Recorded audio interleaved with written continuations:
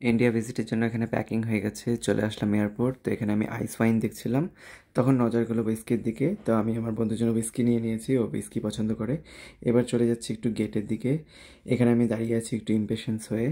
তো ওকে দিকে দিকে দেখে নিচ্ছি, তারপরে আসলাম গেটের কাছে। গেটে এসে শুনলাম 2 ঘন্টা ফ্লাইট লেট হবে।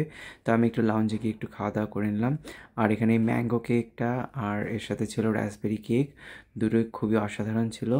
তারপরে খেয়ে নিয়ে আমি একটু ওয়েট করলাম। যাই হোক, এখন বোরিং হয়ে গেছে, 1.5 ঘন্টা ধরে বসে আছি, জঘন্য এক্সপিরিয়েন্স। আর এখানে মানে এন্টারটেনমেন্ট সিস্টেমও কাজ করে না। তো একটা ফালতু মুভি চালিয়ে বসলাম। 2:45 বাজে, এখন দিয়েছে একটুখানি স্ন্যাক্স, আর এর সঙ্গে রেড ওয়াইন বলতে মানে 2 চামচের মতো রেড ওয়াইন দিয়েছে। আর এখানে এসছে লাঞ্চ, মোটামুটি প্রায় 4টার দিকে।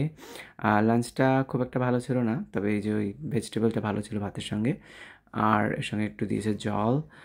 আর এটা হচ্ছে ডিনার, চিকেন বিরিয়ানি, অখাদ্য খেতে, আর এর সঙ্গে সালান আর ফ্রেশ ফ্রুট। তো দেখুন জানলাগুলো কত নোংরা।